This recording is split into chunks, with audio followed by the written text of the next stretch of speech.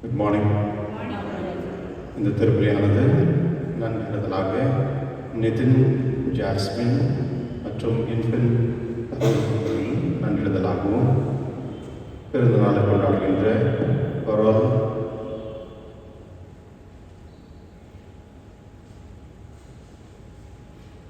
வைஷ்தலா அவர்கள் பிறந்த நாள்களை கொண்டாடுகின்றார்கள்.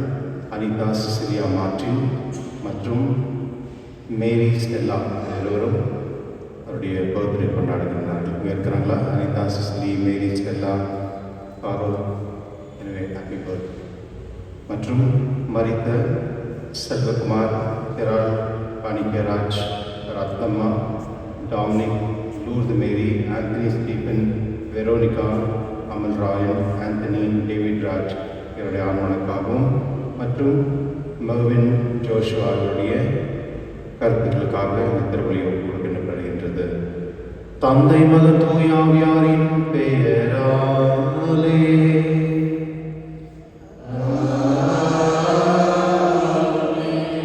நம் ஆண்டவராகிய இயேசு கிறிஸ்துவின் அருளும் கடவுளின் அன்பும் தூய ஆவியாரின் நட்புறவும் உங்கள் அனைவரோடும் இருப்பதாக.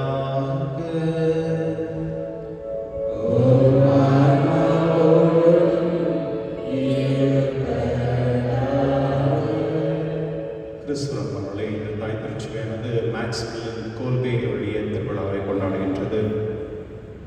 இந்த 2ஆம் வேர்ல்டு வார் அந்த சமயத்தில் இவர் போலாண்டுக்கு சேர்ந்தவர். இந்த போலாண்டில் ரொம்ப ஏழ்மைப்பட்ட குடும்பத்தில் பிறந்து அவர் குருவர் ஆகிறதுக்காக அவருடைய ரிலேட்டிவ்ஸ் பண உதவி செய்ததுனால அவர் குருவும் ஆகிறார். ஆன பிறகு அவருக்கு மாதா மேலே ரொம்ப அதிகமான ஒரு பற்று மற்றும் அவருடைய மாதா பற்றி உலகத்துக்கு தெரிய வைக்க வேண்டும் என்று அவர் தன்னுடைய முயற்சியில் ஜப்பானுக்கு போகிறாரு. அங்கே போயிட்டு மாதா பற்றி நிறைய படிக்கிறாரு. நிறைய ரிட்டன் புக்ஸ் அப்படிலாம் நிறைய எழுதுவார். அதெல்லாம் படிச்சுட்டு மீண்டும் அவர் போலாண்டுக்கு வர பொழுது அந்த சமயத்தில் இந்த ஹிட்லர் நிறைய இந்த ஜூவிஷ் இந்த யூத மக்களை அரெஸ்ட் பண்ணி அவங்களெல்லாம் ரொம்ப கடினமான தொந்தரவு கொடுத்துருந்தார். அந்த சமயத்தில் இவர் அவர்களுக்காக பேசுகிறார். இது தவறு அப்படின்றது ஒன்று. ரெண்டாவது அந்த இன்னோசென்ட்டான மக்களை அவங்க கொலை பண்ணுறாங்க. அந்த சமயத்தில் அவங்களுக்காக இவர் பேசும் பொழுது அவரை அரெஸ்ட் பண்ணுறாங்க. அரெஸ்ட் பண்ணிவிட்டு அவரை ரொம்ப கொடுமை பண்ணுறாங்க. அதாகிட்டு மறுபடியும் அவரை விட்டுறாங்க. இவர் மறுபடியும் வெளியே போயிட்டு மறுபடியும் அவர்களுக்காக பேசும் பொழுது அவர் மறுபடியும் அரெஸ்ட் பண்ணி ஜெயிலில் போடுறாங்க. அந்த சமயத்தில் அங்கே ஜெயிலில் இருந்த ஒருத்தர் எப்படி தப்பிச்சுட்டு வெளியே போயிடுறாங்க. அந்த ஒருத்தர் தப்பு பண்ணதுனால ஒரு 10 பேர் இன்னொசென்ட் இருக்கிறவங்க இந்த ஒரு விஷம் ஊசியை போட்டு கொல்லணும் அப்படின்ட்டு அந்த கமாண்டர் டிசிஷன் எடுக்கிறார். எடுக்கும் பொழுது அந்த 10 பேரில் ஃப்ரான்சிஸ் ஒருத்தர் அந்த கமாண்டர்கிட்ட சொல்கிறாரு, ஏன் என் வைஃப், என் மனைவியும் பிள்ளைங்களும் இருக்காங்க, பார்த்துறதுக்கு யாரும் இல்லை, தயவுசெய்து என்னை கொல்லாதீங்க அப்படின்னு சொல்கிறார். அவர் அந்த கெஞ்சும் பொழுது இவர் அங்கே தான் இருக்கிறாரு. இவர் வாலண்டியாக சொல்கிறார் பொதுவாக, அவருக்கு பதிலாக என்ன சாவடிங்க அப்படின்னு சொல்கிறார். அப்போது அவர் கேட்குறாரு, நீ யார் அப்படின்னு கேட்கும் பொழுது நான் ஒரு கேத்தலிக் ப்ரீஸ்ட் அப்படின்னு சொல்கிறார். அதாயிட்டு பிறகு கடைசியில் அவரை வச்சுட்டு இவரை எடுத்துகிட்டு அந்த கேஸ் டேங்கரில் அந்த விஷ ஊசி போட்டு அவரை கொலை பண்ணுறாங்க. கிறிஸ்துவர்களே, ஒரு குரு ஆனவர் தன்னை முழுமையாக கடவுளுக்கு அர்ப்பணம் பண்ணும் பொழுது இத்தனையான கொடுமையான விஷயங்கள் கூட அவர் தனியாக இருக்கார். அது இல்லாமல் மற்றவங்களுக்காக நம்ம தியாகம் செய்யப்படும் பொழுது அதனுடைய ஆசீர்வாதம் அது சொல்லவே முடியாது. அதுதான் இன்று திருச்சபை அவரை புனிதராக ஏற்று அவர் இந்த நாளை இந்த விழாவை கொண்டாடுகின்றது. அதனால நம்ம எப்பொழுதுமே மற்றவர்களுக்காக நம்ம தியாகம் செய்யும் பொழுது அதனுடைய பலன் கடவுள் நமக்கு நிறையவே கொடுப்பார். ஆனால் அந்த சமயத்தில் தியாகம் பண்ண நிறைய கஷ்டமும் நோவும் இருக்கும், பிரச்சனைலாம் இருக்கும். ஆனால் அதே சமயத்தில் கடவுளுடைய ஆசீர்வாதம் அதனுடைய புனித தன்மத்தை கொண்டு போகும். அதனால என்னுடைய திருப்பலியில் நாம் கடவுள் மன்றாடுவோம். இறைவா, தியாகப்படக்கூடிய அந்த மனப்பான்மையை தாரும் என்று சொல்லி நாம் செய்த அனைத்து பாவங்களுக்காக மன்னிப்பு கேட்டு ஆண்டவரில் ஜெபிப்போம்.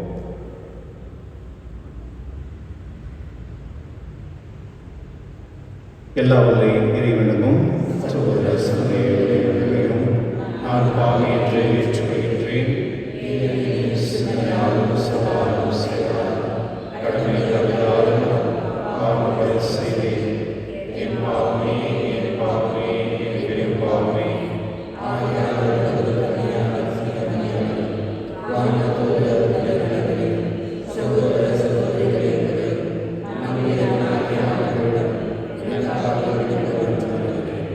எல்லாம் உள்ள இறைவன் நம் மீது இரக்கம் வைத்து நம் பாவங்களை மன்னித்து நம்மை நிலை வாழ்வுக்கு அழைத்து செல்வாராக.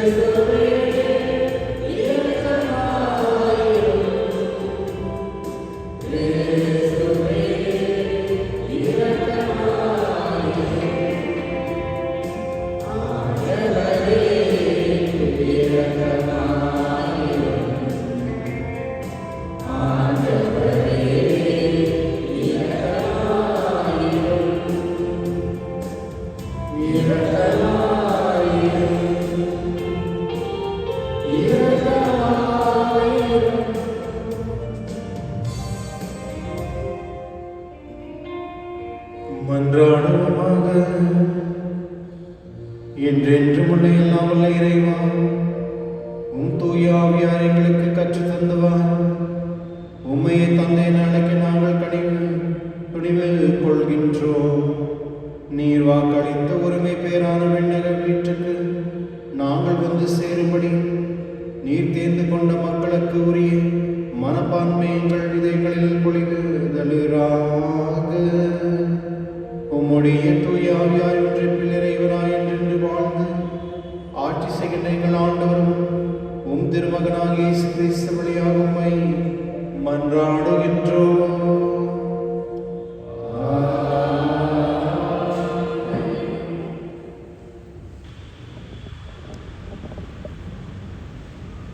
யோசுவா நூலிலிருந்து வாசகம். அந்நாட்களில் ஆண்டவர் யோசுவாவிடம், இன்று இஸ்ரேலர் அனைவரின் பார்வையில் உன்னை உயர்த்த தொடங்குகிறேன். அதனால் நான் மோசேயுடன் இருந்தது போல் உன்னோடும் இருப்பேன் என்று அவர்கள் அறிந்து கொள்வார்கள். உடன்படிக்கை வேலையை தூக்கி வரும் குருக்கள் யோர்தான் ஆற்றங்கரைக்கு வந்தவுடன் அங்கேயே நிற்குமாறு அவர்களுக்கு கட்டளையிடு என்றார். யோசுவா இஸ்ரேல் மக்களிடம், இங்கே வாருங்கள், உங்கள் கடவுளாகிய ஆண்டவரின் வார்த்தைகளை கேளுங்கள். இறைவன் உங்களிடையே இருக்கின்றார் என்று இதனால் அறிவீர்கள். இதோ, உலகனைத்தின் ஆண்டவரது உடன்படிக்கை பேழை உங்கள் முன் யோர்தானை கடக்கின்றது. உலகனைத்தின் ஆண்டவரது உடன்படிக்கை பேழையை தூக்கிச் செல்லும் குருக்களின் காலடிகள் யோர்தான் நீரில் பட்டவுடன் அத்தண்ணீர் பிரிந்து போகும். மேற்கு பகுதியில் இருந்து ஓடிவரும் தண்ணீர் குவியலாக நிற்கும் என்றார். மக்கள் தங்கள் கூடாரங்களிலிருந்து யோர்தானை கடக்க புறப்படும் போது குருக்கள் உடன்படிக்கை பேழையை தூக்கிக் கொண்டு மக்கள் முன்னே சென்றனர். உடன்படிக்கை பேழையை தூக்கிச் சென்ற குருக்கள் யோர்தானை அடைந்தனர். அவர்கள் காலடிகள் யோர்தானின் நீரில் விலங்கில் நனைந்தவுடன் மேற்கு பகுதியில் இருந்து ஓடி வந்த யோர்தான் நீர் வெகு தொலையில் நின்றது. அறுவடை நாள்களில் இந்நதி கரை புரண்டு ஓடும். மேற்கு பகுதியில் இருந்து வந்த நீர் சாரத்தானின் அருகில் இருந்து ஆதாம் நகருக்கு எதிரில் வெகு தொலையில் மேலெழும்பி நின்றது. கீழே ஓடிய நீர் பாலை நில கடலாகிய சாக்கடல் வரை ஓடி மறைந்தது. மக்களும் எரிகோவுக்கு நேர் எதிராக கடந்து சென்றனர். இஸ்ரேலர் அனைவரும் கடந்து முடிக்கும் வரை ஆண்டவரது உடன்படிக்கை பேழையை தூக்கிச் சென்ற குருக்கள் யோர்தான் நடுவே வறண்ட தரையில் நின்றனர்.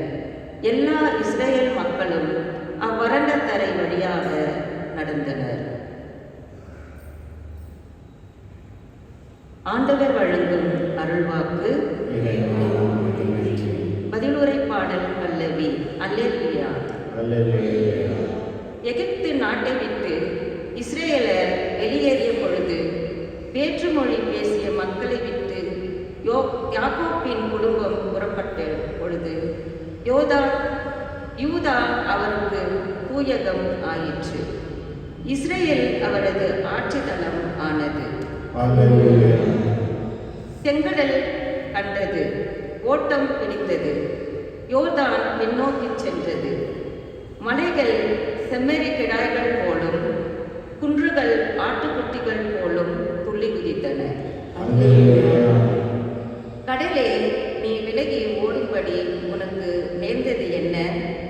யோர்தானே, நீ பின்னோக்கி சென்றது ஏன்? மலைகளே, நீங்கள் செம்மறி கிடாய்கள் போல் குதித்தது ஏன்?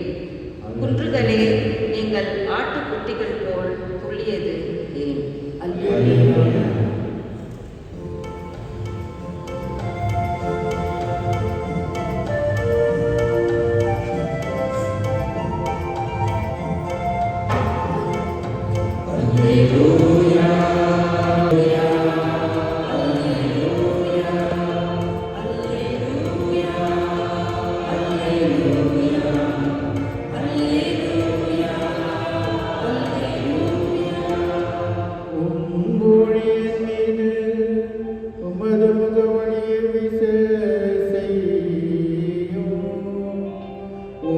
விதிமுறைகளை எனக்கு கற்பித்தருளும்.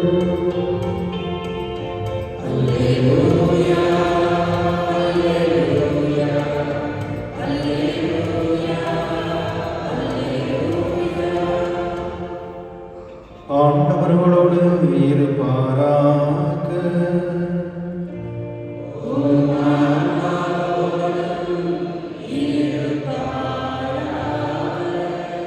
புனித மத்திய எழுதிய நற்செய்தியிலிருந்து வாசகம்.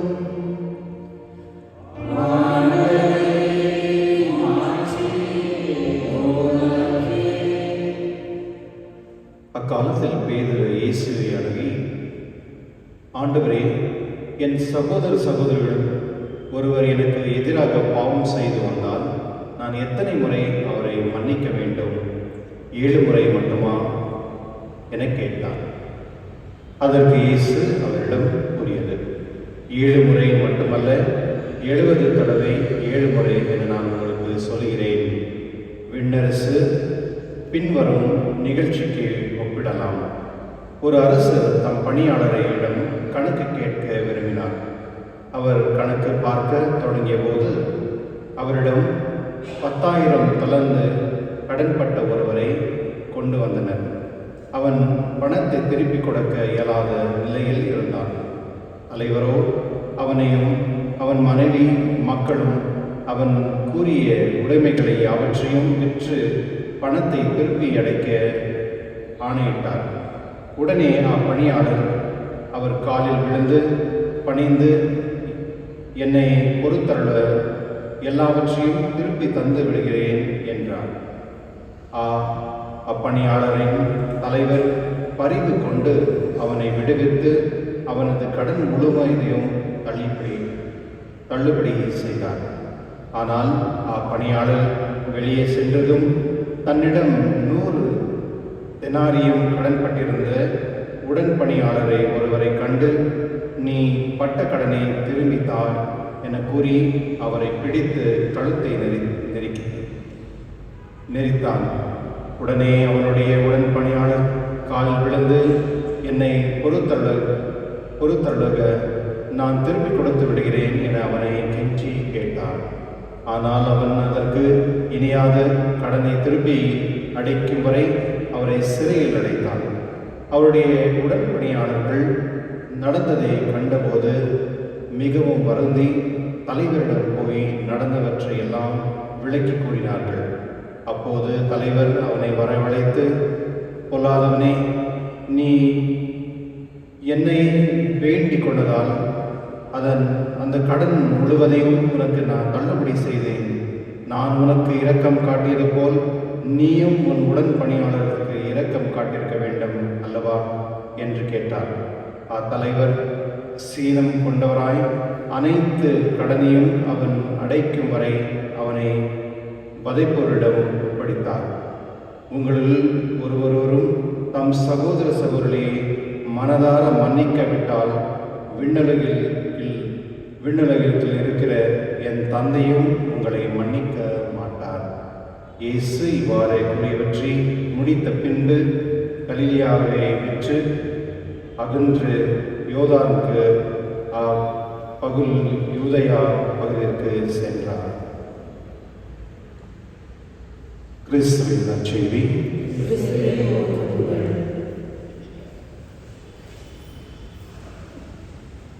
கிறிஸ்துவர்களே, நெல்சன் மண்டேலா உங்களுக்கு எல்லாருக்கும் தெரியல, உங்களுக்கு எல்லாருக்கும் தெரியும் நெல்சன் மண்டேலா. அவர் 26 ஆண்டுகள் அவரை சிறையில் போட்டிருந்தாங்க.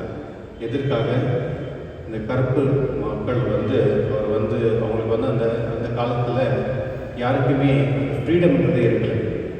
அதனால அவர்களுக்காக அவர் புரட்சி நிறைய அந்த மக்களுக்காக அவர் குரல் ஆகினால அவர் சிறையில் அடைத்தனர். அவர் 26 ஆண்டு ஆயிட்டு பிறகு வெளியே வரும் பொழுது அவர் போயிட்டு அந்த ஜெயிலில் இப்போ ஒருத்தையுமே பார்த்துட்டு, நான் உங்களெல்லாம் மன்னிச்சிட்டேங்க அப்படின்னு சொல்கிறாங்க. அங்கே இருக்க அவங்க ஃப்ரெண்ட்ஸுங்க ஒரு 5 பேர் இருந்தாங்க. அவங்க சொல்கிறாங்க, இதுனா இது புதுசாக நீங்கள் போயிட்டு எல்லாருக்கிட்ட போய் நான் உங்களை மன்னிச்சிட்டேன்னு சொல்கிறேன். ஆயிடுச்சு முடிச்சு வர வேண்டியதானே, எதுக்கு இது நீ போய் சொல்கிறாங்க? அப்போ அவர் சொல்கிறாரு, அவங்க கொடுத்த ஒரு துன்பத்துக்கும் என்னுடைய மனசில் எப்போதுமே ஆழமாக விழுந்திருக்கு. ஒருவேளை நான் அவங்களை மன்னிக்கலை அப்படின்னா என்னுடைய மனதில் அந்த அப்படியே இருக்கும். அது இல்லாமல் அதுலேருந்து நான் சிறையாளிகள் போல நான் இருப்பேன். அதனால எனக்கு என்னுடைய ஆறுதலுக்காக அந்த மனதிலேருந்து அந்த வெயிட்டேஜை வெளியே எடுக்கும்படி நான் அவங்க போய் மன்னிச்சுன்னு சொல்கிறேன் அப்படின்னு அவர் விளக்கம் கொடுத்தார். கிறிஸ்துவன் அவர் வெயிலில் இருக்கும் பொழுது ரொம்ப தீவிரமான ஒரு கொடுமைகள்லாம் அவர் செஞ்சாங்க. ஒரு நேரத்தில் அவர் தண்ணி கிடைக்கும் பொழுது அந்த ஜெயிலர் இந்த சிறுநீர் கொடுத்தார் அப்படின்னு ஹிஸ்ட்ரியில் எழுதியிருக்கு. அந்த மாதிரி ரொம்ப கொடுமை கொடுத்தது. ஆனாலும் அவர் வெளியே வரும் பொழுது முழுமையாக அவர்களெல்லாம் மன்னிச்சு தான் அவர் வெளியே வந்தார். என்னுடைய நற்செய்தியில் பேதுரு ஆண்டவர் இயேசுவை பார்த்து கேட்குறாரு, ஒருவர் எனக்கு எதிராக பாவம் செய்தால் நான் எத்தனை முறை அவரை மன்னிக்க வேண்டும்? 7 முறை மட்டுமா அப்படின்னு. ஏனெனில் பழைய ஏற்பாட்டில் மோசே மக்களுக்கு சொல்லியிருந்தார், நீங்கள் ஒருத்தர் 7 முறை மன்னிக்கணும் அப்படின்னு சொல்லியிருந்தார். ஆகையினால தான் பேதுரு இந்த வார்த்தையை கேட்குறாரு. அதனால கேட்கும் பொழுது ஆண்டவர் இயேசு 7 முறை இல்லை, 77 முறை அப்படின்னு எவ்வளோ? 70 × 7 எவ்வளோ இருக்கு? கால்குலேட்டர் இருக்கா இல்லையா? நானே சொல்லிடுறேன். 490 முறை, ஆல்மோஸ்ட் 500 முறை கணக்கு. அதாவது ஒரு மனிதனை மன்னிக்கணும் அப்படின்றது, அந்த முழு மனதோடு நம்ம மன்னிக்கணும் அப்படின்றது அதனுடைய அர்த்தம். அது இல்லாமல் ஆண்டவர் இயேசு அதுக்கு ஒரு பூமியை சொல்கிறார். ஒரு கடன் வாங்கிய ஒரு மனிதன் அந்த அரசன்கிட்ட வாங்கி அவனை கொண்டு அவனை உன்னுடைய கடத்தை எல்லாமே தீக்கு அப்படின்னு சொல்லும் பொழுது அவன் கெஞ்சி கேட்குறான், ஏன் என்கிட்ட இல்லை, அது எவ்வளோ வாங்கியிருக்கேன்னா 10,000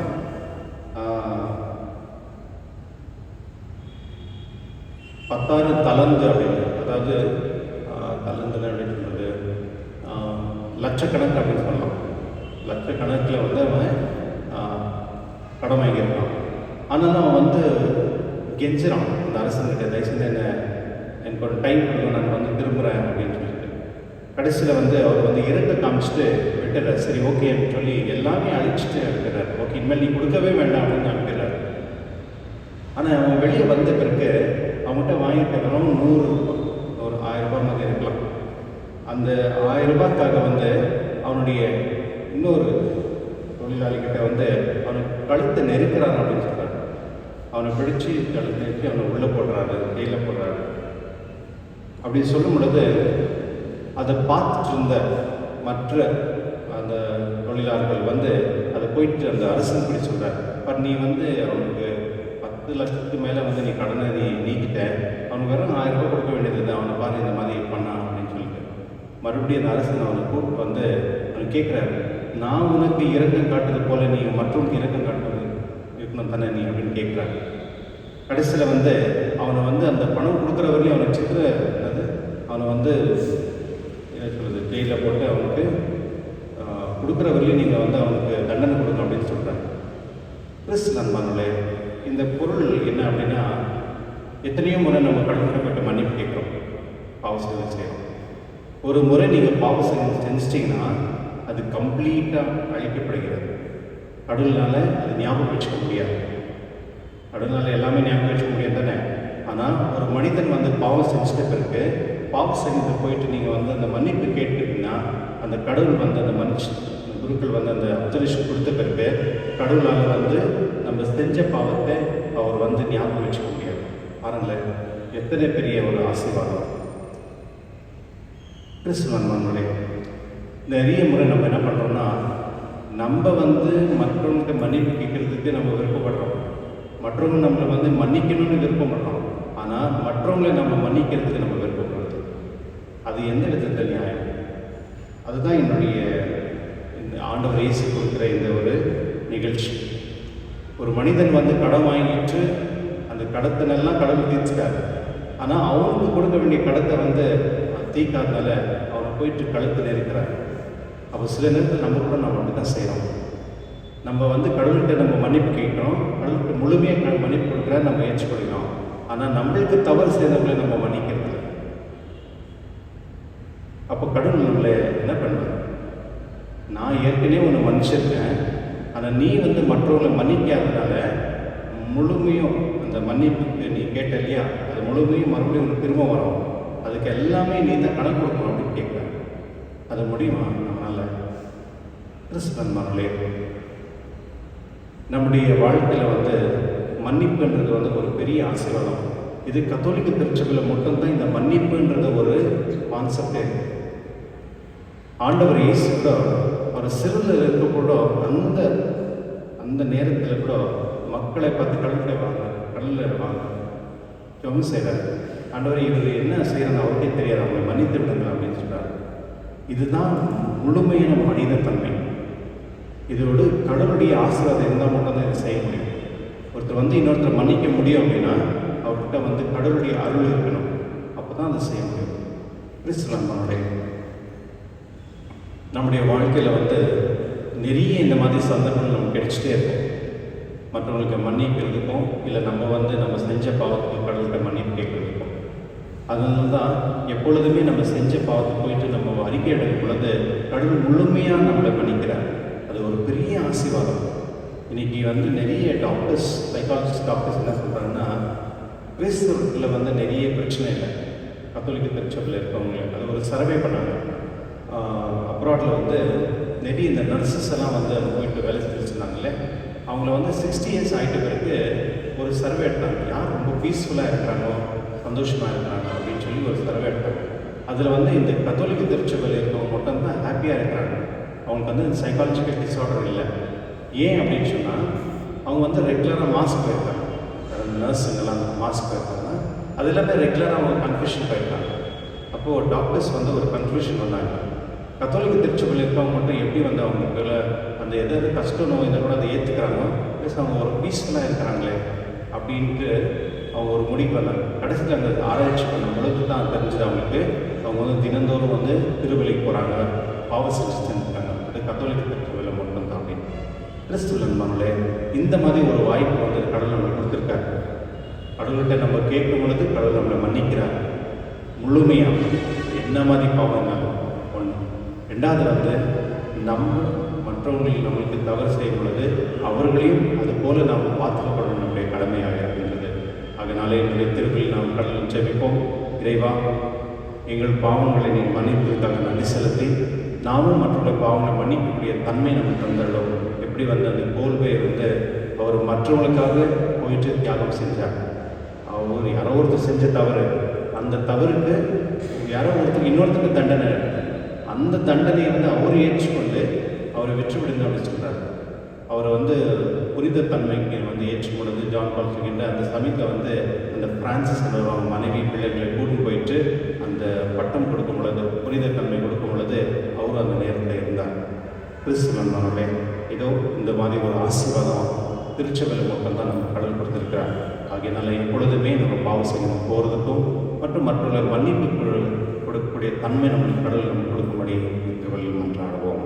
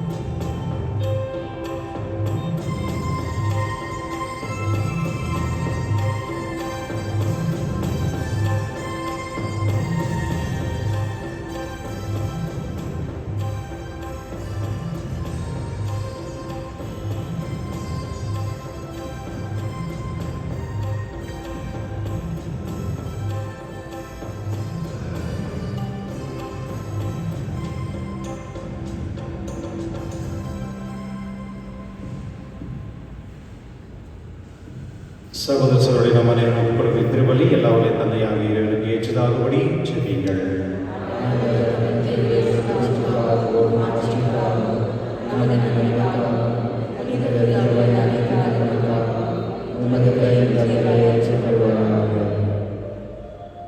ஆண்டவரே, உமது திருவகையின் காணிக்கைகளை மகிழ்வுடன் ஏற்றலும் இரக்கத்தால் எங்களுக்கு அளித்த காணிக்கைகள் உமது ஆற்றலால் எங்கள் மீட்பின் மறை நிகழ்வுகளாக மாற செய்வீராக.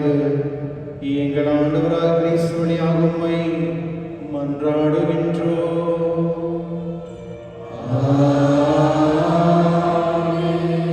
ஆண்டவர் உங்களோடு இருப்பாராக.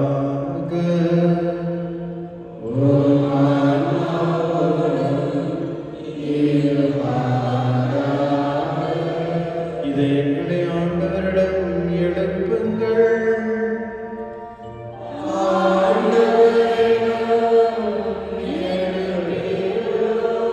நம் இறைவனாகிய ஆண்டவருக்கு நன்றி கூறுவோம்.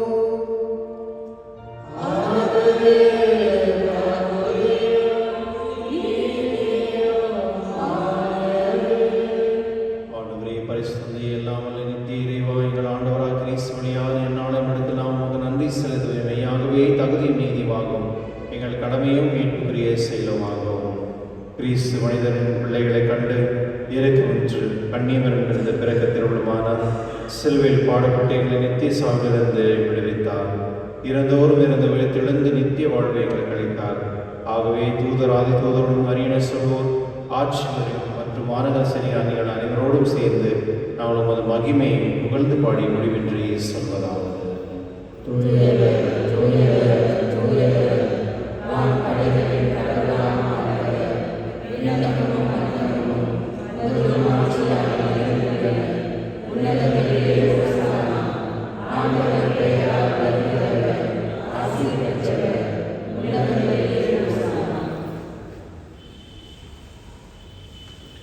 ஆண்டவரே, நேர்மையாகவே தூயவர் தூய்மனைத்துக்கும் ஊற்று. ஆகவே உம்முடைய ஆவியை பொழிந்து காணிகளை தூய்மைப்படுத்த உம்மை வேண்டுகின்றோம். இவ்வாறு எங்கள் ஆண்டவர் இயேசு கிறிஸ்துவின் உடலும் ரத்தமாக எங்களுக்கு மாறுவனவாக. அவர் பாடுபட உள்ளம் கணிந்து தம்மை கழித்த போது அப்பத்தை எடுத்து நன்றி செலுத்தி அதை பெற்று தம் சீரில் கழித்து கூறியதாவது: அனைவரும் இதிலிருந்து பெற்று உண்ணுங்கள், ஏனெனில் இது உங்களுக்காக கையளிக்கப்படும் என் உடல்.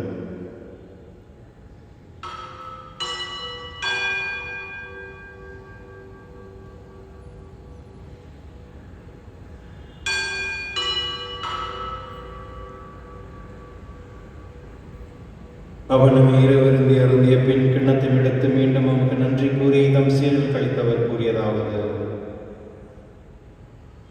அனைவரும் இதிலிருந்து பெற்று பருங்கள், ஏனெனில் இது புதிய நிலையான உடன்படிக்கைக்கு உரிய என் ரத்தத்தின் கிண்ணம்.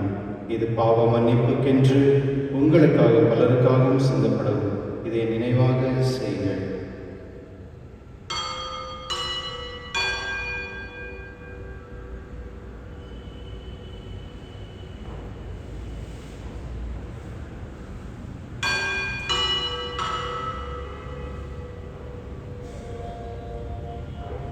நம்பிக்கையின் மறைபொருள்.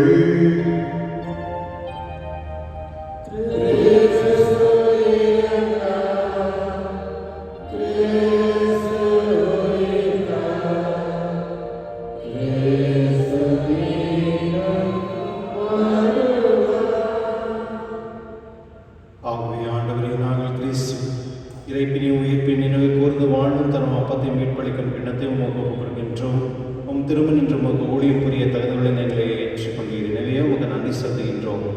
மேலும் கிறிஸ்துவின் உடலிலும் ரத்தத்திலும் பங்கு கொள்ளும் எங்களை தூய ஆவியில் ஒன்று சேர்க்க வேண்டும் என உம்மை தாழ்மையுடன் மன்றாடுகின்றோம். ஆண்டவரே, உலகெங்கும் பரவிருக்கும் உமது திருவாவையை நினைவு கூர்ந்தள்ளும். எங்கள் திருத்தந்தை லியோ, எங்கள் ஆயர் பீட்டர், எல்லா திருநிலையராகிய அனைவரோடும் உமது திரு அவையை அன்பில் நிறைவு பெற செய்தள்ளும். மேலும் உயிர்த்தெழும் எதிர்நோக்கிடும் துயில் கொள்ளும் எங்கள் சகோதர சகோதரியும் இறந்தோர் அனைவரும் இரக்கத்துடன் நினைவு கூர்ந்து உமது திருமுன்னொழியில் ஏற்றிடும். எங்கள் அனைவர் மீதும் இரக்கமாயிரும். கடவுளின் கன்னித்தாயான புனித மரியா, அவருடைய கணவரான புனித யோசேப்பு, புனித திருதூதர்களில் உலகில் உகந்தவராக இருந்தவராகிய புனித அனைவரோடும் மேக்ஸ்மில் போல்வே நாங்கள் நிலை வாழ்வில் பங்கு கொள்ளும் தகுதி பெற்று உம் திருமகன் இயேசு கிறிஸ்து வழியாக உம்மை புகழ்ந்தேத்து மறுபுள்ள உம்மை மன்றாடுகின்றோம்.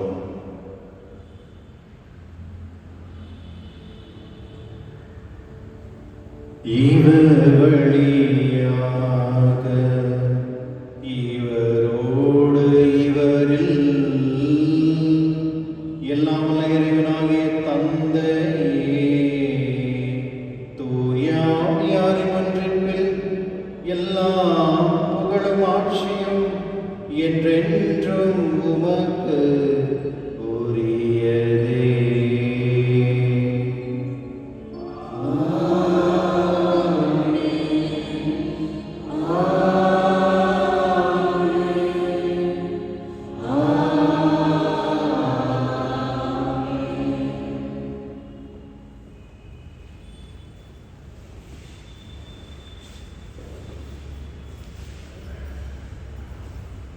மீட்பரின் கட்டளையால் கற்பிக்கப்பட்ட இறை படிப்பினால் பயிற்சி பெற்று நாம் துணிந்து செல்வோம்.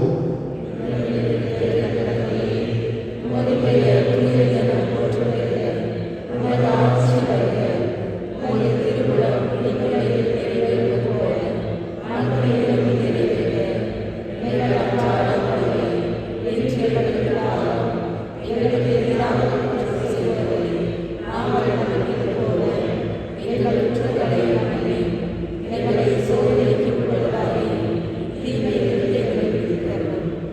ஆண்டவரே, தீமையிலிருந்து எங்களை விடுவித்து எங்கள் வாழ்நாளில் அமைதியும் கண்ணீருமே மன்றாடுகின்றோம். உமது இரக்கத்தின் உதவியால் நாங்கள் பாவத்திலிருந்து எப்பொழுது விடுதலை பெற்று யாதொரு கலக்கமின்றி நலமாயிருக்குமாக நாங்கள் எதிர்நோக்கியிருக்கும் பேரின்பத்துக்காகவும் மீட்பராக இயேசு கிறிஸ்து வருகைக்காகவும் காத்திருக்கின்றோம்.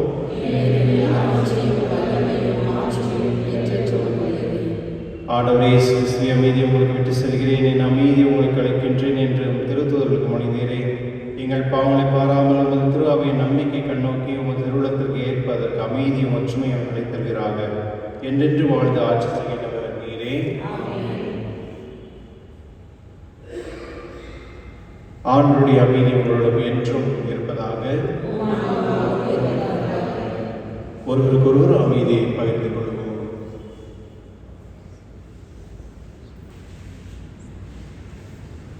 உலகின் பாவங்களை போக்கும் இறைவனின் சந்ததியே, எம்மை இரக்கமாயிரும். உலகின் பாவங்களை போக்கும் இறைவனின் சந்ததியே, எம்மை இரக்கமாயிரும். உலகின் பாவங்களை போக்கும் இறைவனின் சந்ததியே, எமக்கு அமைதி அளித்தருளும்.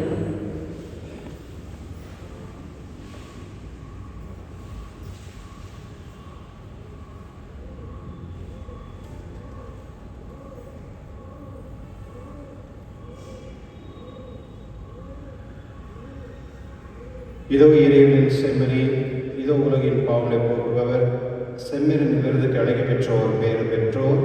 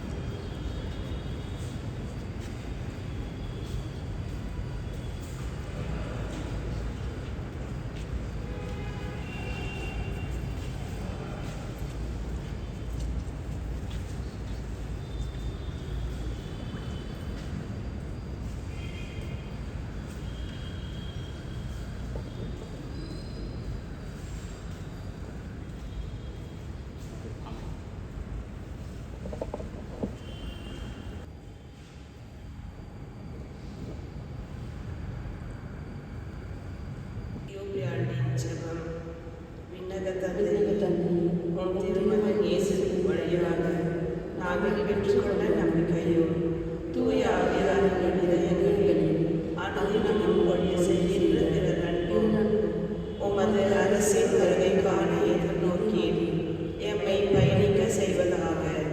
படைப்பனைத்தோடும் இணைந்து புதிய விண்ணகம் புதிய மன்னகம் நோக்கிய எம் பயணத்தில் நற்செய்தியின் விதைகளை நாடும் வளர்த்தெடுக்கும் நல்லோராய் எம்மை மாற்றுவீராக. மீட்பின் யூபிலி கொண்டாட்டம் மற்றும் எம் பங்கின் யூபிலி கொண்டாட்டம் ஆகியவற்றில் அருளும் ஆசீரும் விண்ணக செல்வங்களின் மீதான உண்மையான நாட்டத்தை எம்மில் தூண்டி எழுப்புவதாக. எம் பங்கின் பாதுகாவலராகிய மீட்பர் இயேசுவின் தூய்மை மிகு இதயத்திலிருந்து வருகின்ற மகிழ்ச்சியையும் அமைதியையும் படைப்பனைத்திற்கும் பகிர்ந்து கொடுக்கக்கூடிய திரு தூதுவர்களாக எம்மை மாற்றுகிறாக. எல்லா மாட்சியும் புகழும் ஆராதனையும் உமக்கே உரித்தாகுக. ஆமென்.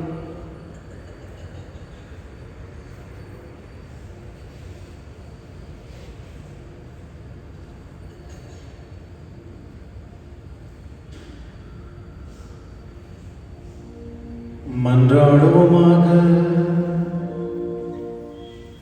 ஆண்டவரே, நாங்கள் உட்கொண்ட திருவுணவு எங்களை உம்மோடு ஒன்றிக்க செய்து எங்களுக்கு மீட்பு அளிப்பதாக.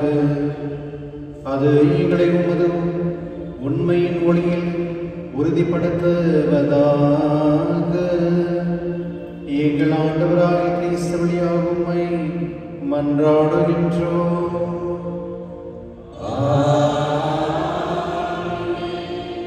ஆண்டவர்களோடு இருப்பாராக.